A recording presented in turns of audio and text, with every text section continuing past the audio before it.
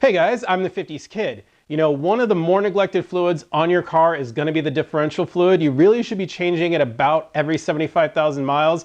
I'm almost at 180,000 miles and I don't think it's ever been changed. So I'm going to go ahead and put in synthetic 75W90 fluid.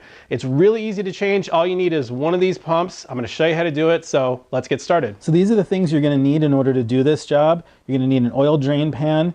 It's good to have two pairs of jack stands. That way you can jack the car up evenly. Not only is it more safe, but the differential has to be even in order to get the proper level in there, in order to get the fluid to spill out. If you only have one pair of jack stands, go ahead and jack up the rear of the car only. Just make sure you chock the front tires. Always be safe when you do that.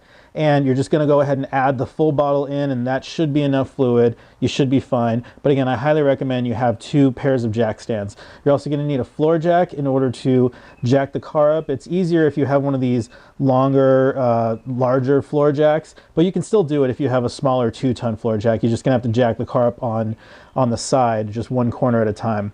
You're also going to need some fluid. You need 75W90 synthetic fluid. You're going to need some paper towels, some gloves. You're also going to need a 14mm Allen bit. They come in, you can actually buy a 3-piece set in the auto parts store, and then you're going to need an appropriate ratchet to go along with those. If you have a larger floor jack, this is the jacking point. It's going to be on the front in the middle of this aluminum skid plate, which is directly right underneath the front subframe. There are going to be 4 jack pads underneath the 4 corners of the car. These are the front ones. If you don't have these jack pads, some cars are missing these, then just go ahead and put your jack stand directly underneath this area. This is the reinforced area where you can actually support the car on a jack stand. Anywhere else is going to be a little bit too thin metal in order to support it. So if you don't have a large floor jack like this one, and you only have a smaller 2-ton floor jack like this one, then it's probably going to be easiest for you to actually jack the car up using the jack pad right here. And then once you have it jacked up, go ahead and put your jack stand further in and support the car on this inside leg, which runs down the whole length of the car. That's actually the solid piece, the solid piece underneath the car that can actually hold the weight of the car without caving in. If you try to go closer in, this is actually plastic right here. It's covering up the fuel filter and everything right here. So you don't want to put your jack stand on that. Make sure you just knock up against it, you know, get a hammer or something. Make sure that that's solid before you go ahead and place your jack stand underneath it. But that's how you would do it if you only have a small jack like this, and you would just go one corner at a time. I, on the other hand, do have a large floor jack, so I'm going to go ahead and put my jack stand right underneath the jacking pad. So the jacking point in the rear is going to be just underneath, just past the rear differential. There's a little bracket that sticks down, and that's the rear subframe. This is the fill plug. This is the drain plug. Fill plug is always going to be higher, obviously. You want to make sure that you can get your fill plug loose before you drain your fluid out of your differential. Otherwise, you're never going to be able to get more fluid back in there, and you're going to be screwed. These particular drain plugs happen to be a 14mm Allen, which is not a standard size socket. You can actually buy a set of 3 large Allen type bits from your local auto parts store. Just knock it loose like that. So we're definitely loose on the fill plug. Now we'll go ahead and get the drain plug loose. Give that a little knock. I've got the oil drain pan positioned sort of a little bit ahead, not directly underneath the fill plug, because when I take this out, it's going to shoot in an arc like this. So I've got it positioned a little bit forward. And, you know, be ready to move it. I'm putting pressure inward on the plug to just keep it from dripping all over the place until I'm ready.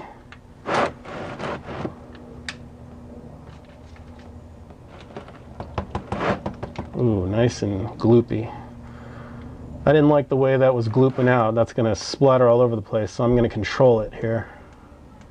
Actually, it might have been a good idea to take the fill plug off to give air a way to get in there. So that might be a little tip for you. That way you don't get splattered with this really smelly differential oil. In fact, you know what? Let's do that. Because this stuff smells terrible, by the way. Let's get the fill plug out of there. It shouldn't leak because your fluid is going to be lower than the fill plug.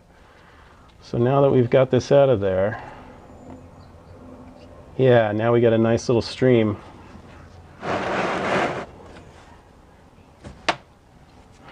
Take note of that washer that fell.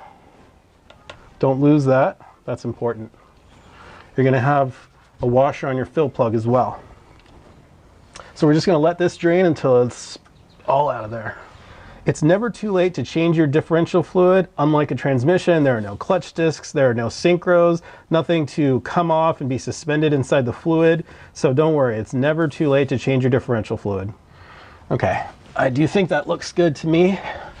I'm going to reuse the aluminum washers that came with this because they are aluminum. If they were copper, I would change them. Copper is softer and it doesn't stand up to being reused as good as aluminum does, but this should be fine.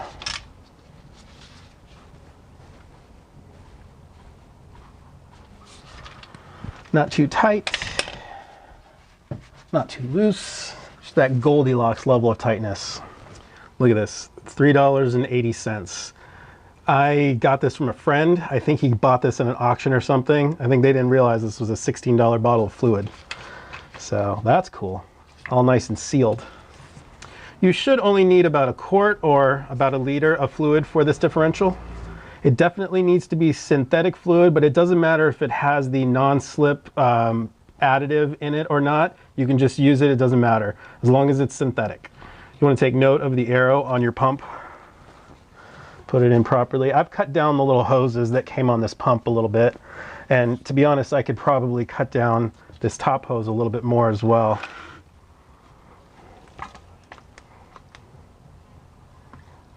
We're going to go ahead and fill this until we see the fluid coming out of the drain plug. Make sure that you reposition your drain pan underneath that plug as well, because it's going to be dripping out. Might be a long, slow process, but this is the best way to get there.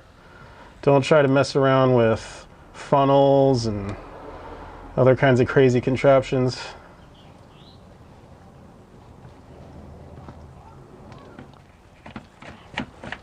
If you have an XI model, it's going to be the same fluid for the front. That front differential is probably going to take just a little bit less fluid.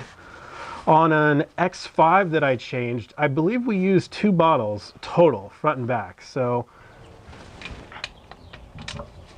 go ahead and tighten that up. Goldilocks, not too tight, not too loose. And we're done. In case you were wondering, yes, I did spill some on the ground. I mean, you just can't take me anywhere.